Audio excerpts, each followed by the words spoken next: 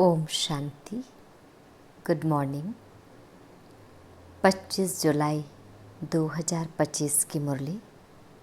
आज मीठे प्यारे बाबा हम बच्चों से कह रहे हैं, मीठे बच्चे सदा एक ही फिक्र में रहो कि हमें अच्छी रीति पढ़कर अपने को राज तिलक देना है।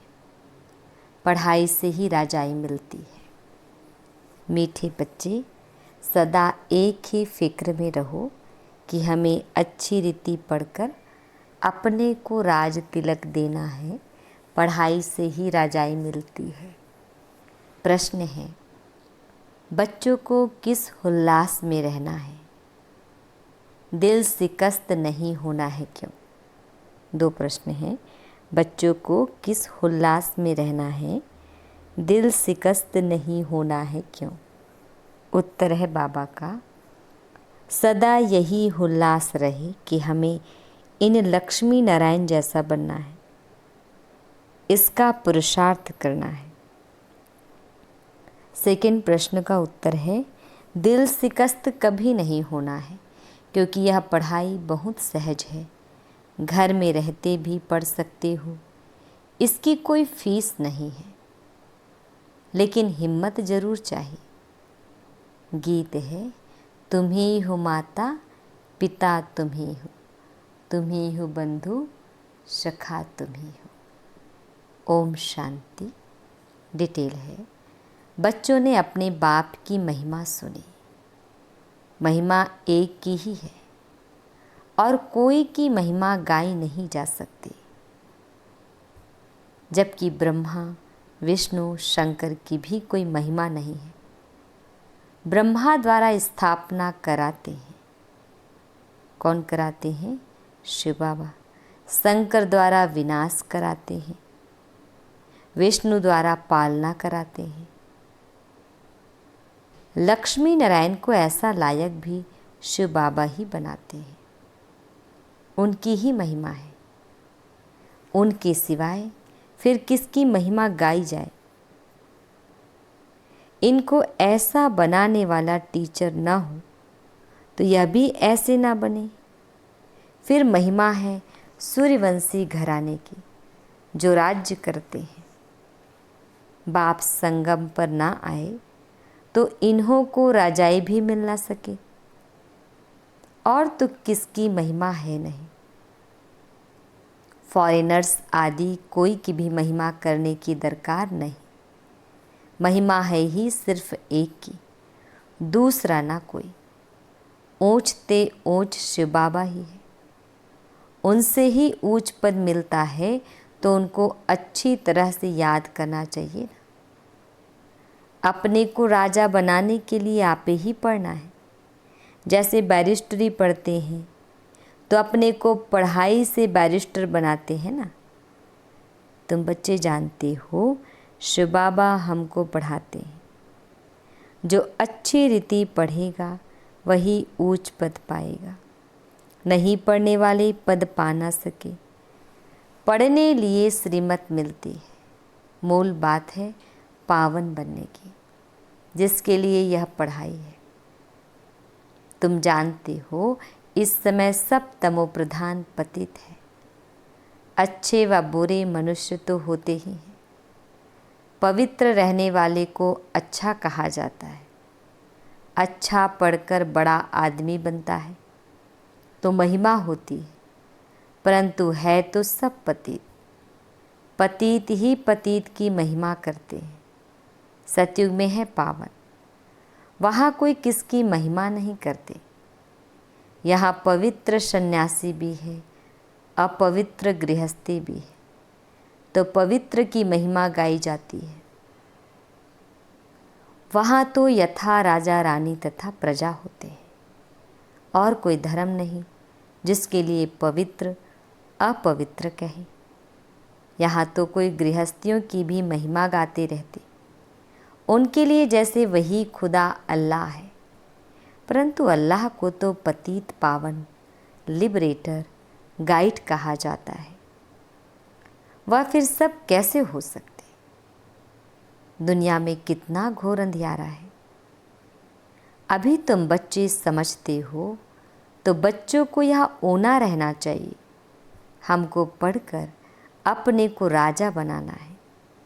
जो अच्छी रीति पुरुषार्थ करेंगे वही राज तिलक पाएंगे। बच्चों को उल्लास में रहना चाहिए। हम भी लक्ष्मी नारायण जैसे बने, इसमें मूंझने की दरकार नहीं। पुरुषार्थ करना चाहिए, दिल शिकस्त नहीं होना चाहिए। यह पढ़ाई ऐसी है, खटिया पर सोए हुए भी पढ़ सकते हो, विलायत में रहते भी पढ़ सकते हो, घर में रहते भी पढ़ सकते हो। इतनी सहज पढ़ाई है।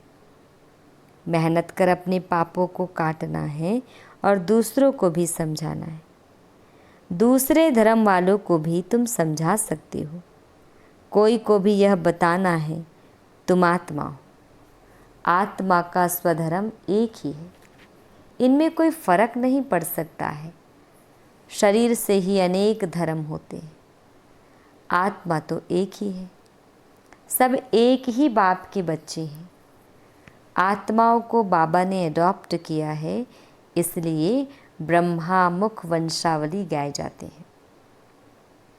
कोई को भी समझा सकते हो आत्मा का बाप कौन। फॉर्म जो तुम भराते हो उसमें बड़ा अर्थ है। बाप तो जरूर है ना, जिसको याद भी करते हैं। आत्मा अपने बाप को याद करती है। आजकल तो भारत में कोई को भी फादर कह देते हैं, मेयर को भी फादर कहेंगे, परंतु आत्मा का बाप कौन है उसे जानते नहीं हैं। गाते भी हैं, तुम मात पिता हम बालक तेरे, तुम्हारी कृपा से सुख घने रे। परंतु वह कौन है, कैसे है, कुछ भी पता नहीं। भारत में ही तुम मात पिता कह बुलाते हैं, बाप ही यहाँ आकर मुख वंशावली रचते हैं। भारत को ही मदर कंट्री कहा जाता है, क्योंकि यहाँ ही शिव बाबा मात पिता के रूप में पार्ट बजाते हैं। यहाँ ही भगवान को मात पिता के रूप में याद करते हैं। विदेशों में सिर्फ गॉड फादर कह बुलाते हैं, परंतु माता भी चाहिए ना, जिससे बच्चों को अडॉप्ट करे। पुरुष भी स्त्री को अडॉप्ट करते हैं, फिर उनसे बच्चे पैदा होते हैं, रचना रची जाती है। यहाँ भी इसमें परम पिता परमात्मा बाप प्रवेश कर अडॉप्ट करते हैं। बच्चे पैदा होते हैं, इसलिए इनको मात पिता कहा जाता है। वह है आत्माओं का बाप। फिर यहाँ आकर उत्पत्ति करते हैं। यहाँ तुम बच्चे बनते हो तो फादर और मदर कहा जाता है। वह तो है स्वीट होम, जहाँ सब आत्माएं रहती है। वहाँ भी बाप के बिगर कोई ले जा ना सके। कोई भी मिले तो बोलो तुम स्वीट होम जाना चाहते हो, फिर पावन जरूर बनना पड़े। अभी तुम पतित हो, यह है ही आयरन एजेड तमो प्रधान दुनिया। अभी तुमको जाना है वापस घर। आयरन एजेड आत्माएं तो वापस घर जा ना सके। आत्माएं स्वीट होम में पवित्र ही रहती है। तो अब बाप समझाते हैं, बाप की याद से ही विक्रम विनाश होंगे। कोई भी देहधारी को याद ना करो। बाप को जितना याद करेंगे उतना पावन बनेंगे और फिर ऊंच पद पाएंगे नंबरवार। लक्ष्मी नारायण के चित्र पर कोई को भी समझाना सहज है। भारत में इनका राज्य था। यह जब राज्य करते थे तो विश्व में शांति थी। विश्व में शांति बाप ही कर सकते हैं और कोई की ताकत नहीं। अभी बाप हमको राजयोग सिखला रहे हैं। नई दुनिया के लिए राजाओं का राजा कैसे बन सकते हैं वह बतलाते हैं। बाप ही नॉलेजफुल है, परंतु उनमें कौन सी नॉलेज है यह कोई नहीं जानते हैं। सृष्टि के आदि मध्य अंत की हिस्ट्री ज्योग्राफी बेहद का बाप ही सुनाते हैं। मनुष्य तो कभी कहेंगे सर्वव्यापी है, या कहते सबके अंदर को जानने वाला है। फिर अपने को तो कह ना सके। यह सब बातें बाप बैठ समझाते हैं। अच्छी रीति धारण कर और हर्षित होना है।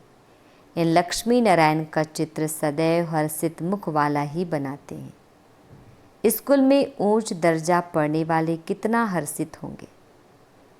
दूसरे भी समझेंगे यह तो बहुत बड़ा इम्तिहान पास करते हैं, यह तो बहुत ऊंची पढ़ाई है। फ़ी आदि की कोई बात नहीं, सिर्फ हिम्मत की बात, अर्थात फ़ी शादी की है ना, चार्ज पैसा नहीं लगता। अपने को आत्मा समझ बाप को याद करना है, जिसमें ही माया विघन डालती है। बाप कहते हैं पवित्र बनो।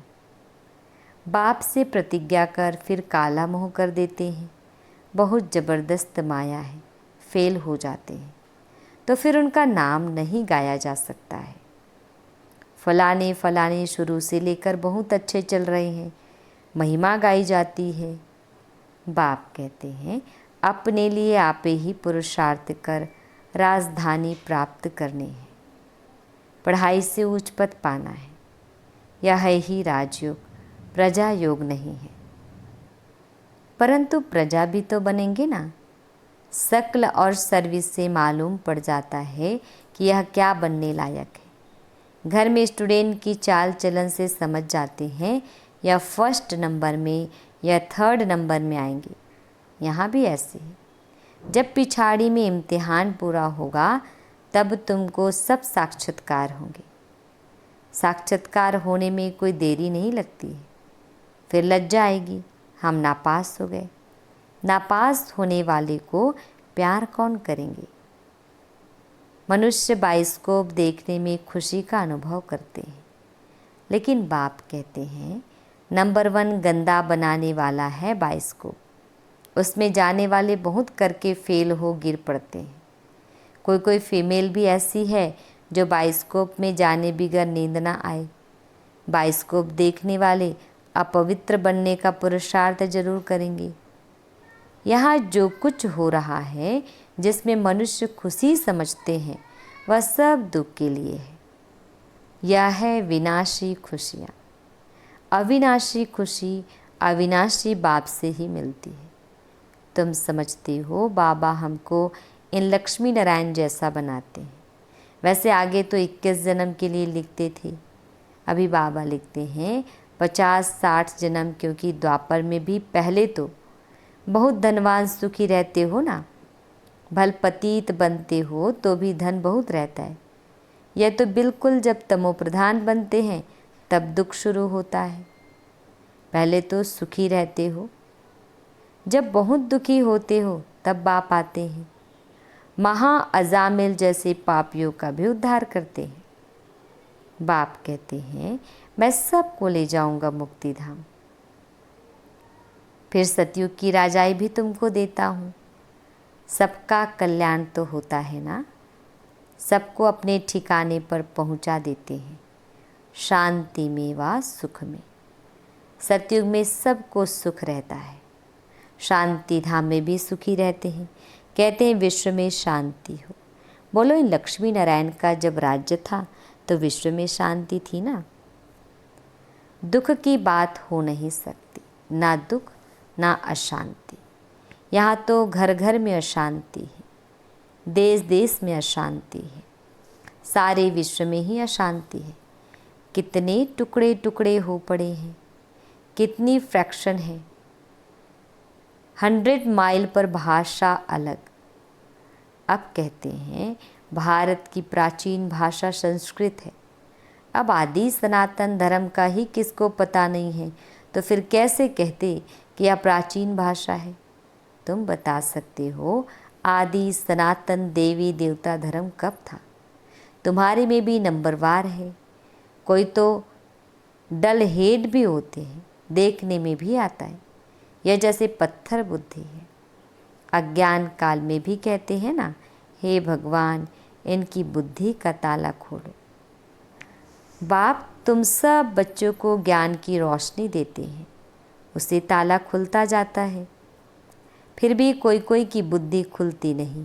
कहते हैं बाबा आप बुद्धिवानों की बुद्धि हो, हमारे पति की बुद्धि का ताला खोलो। बाप कहते हैं इसलिए मैं थोड़े ही आया हूँ, जो एक एक की बुद्धि का ताला बैठ खोलो, फिर तो सब की बुद्धि खुल जाए, सब महाराजा महारानी बन जाए। हम कैसे सबका ताला खोलेंगे? उनको सतयुग में आना ही नहीं होगा तो हम ताला कैसे खोलेंगे? ड्रामा अनुसार समय पर ही उनकी बुद्धि खुलेगी, मैं कैसे खोलूँगा? ड्रामा के ऊपर भी है ना, सब फूल पास थोड़े ही होते हैं। स्कूल में भी नंबरवार होते हैं, यह भी पढ़ाई है। प्रजा भी बनना है, सबका ताला खुल जाए तो प्रजा कहाँ से आएगी? यह तो फायदा नहीं। तुम बच्चों को पुरुषार्थ करना है, हर एक के पुरुषार्थ से जाना जाता है। जो अच्छी रीति पढ़ते हैं उनको जहाँ तहाँ बुलाया जाता है। बाबा जानते हैं कौन कौन अच्छी रीति सर्विस कर रहे हैं। बच्चों को अच्छी रीति पढ़ना है, अच्छी रीति पढ़ेंगे तो घर ले जाऊंगा, फिर स्वर्ग में भेज दूंगा। नहीं तो सजाएं बहुत कड़ी है, पद भी भ्रष्ट हो जाएगा। स्टूडेंट को टीचर का शो निकालना चाहिए। गोल्डन एज में पारस बुद्धि थी, अभी है आयरन एज, तो यहाँ गोल्डन एज बुद्धि हो कैसे सकती? विश्व में शांति थी जबकि एक राज्य एक ही धर्म था। अखबार में भी तुम डाल सकते हो, भारत में जब इनका राज्य था तो विश्व में शांति थी। आखिर समझेंगे ज़रूर। तुम बच्चों का नाम बाला होना है।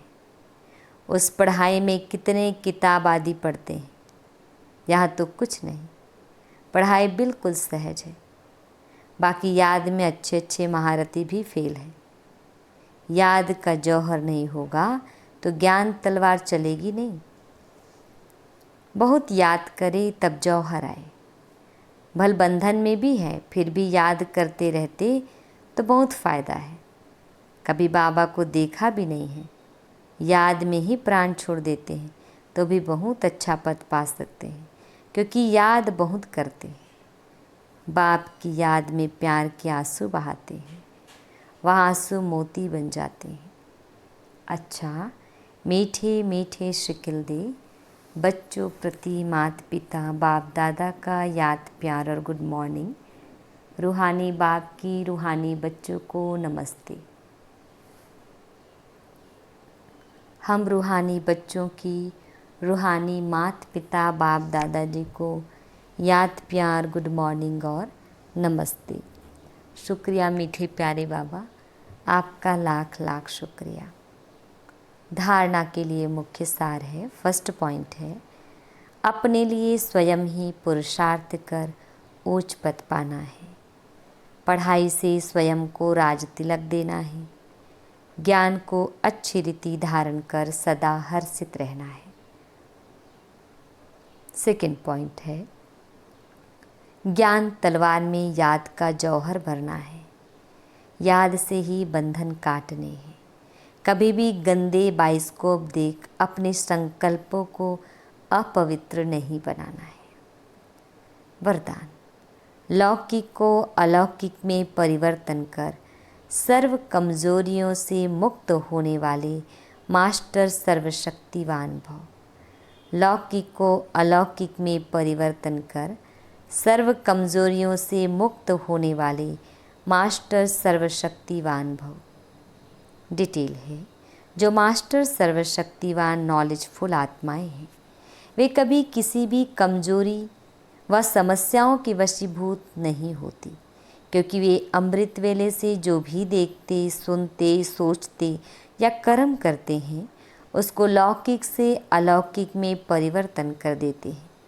कोई भी लौकिक व्यवहार निमित्त मात्र करते हुए अलौकिक कार्य सदा स्मृति में रहे तो किसी भी प्रकार के मायावी विकारों के वशीभूत व्यक्ति के संपर्क से स्वयं वशीभूत नहीं होंगे। तमोगुणी वाइब्रेशन में भी सदा कमल समान रहेंगे। लौकिक कीचड़ में रहते हुए भी उससे न्यारे रहेंगे। श्लोगन, सर्व को संतुष्ट करो तो पुरुषार्थ में स्वतः हाई जंप लग जाएगा। सर्व को संतुष्ट करो तो पुरुषार्थ में स्वतः हाई जंप लग जाएगा। अव्यक्त इशारे संकल्पों की शक्ति जमा कर श्रेष्ठ सेवा के निमित्त बनो। डिटेल है, संकल्प शक्ति जमा करनी है तो कोई भी बात देखते सुनते सेकंड में फुल स्टॉप लगाने का अभ्यास करो। अगर संकल्पों में क्यों लगा दी, व्यर्थ की रचना रच ली तो उसकी पालना करनी पड़ेगी। संकल्प, समय, एनर्जी उसमें खर्च होती रहेगी। इसीलिए अब इस व्यर्थ रचना का बर्थ कंट्रोल करो, तब बेहद सेवा के निमित्त बन सकेंगे। अच्छा, ओम शांति।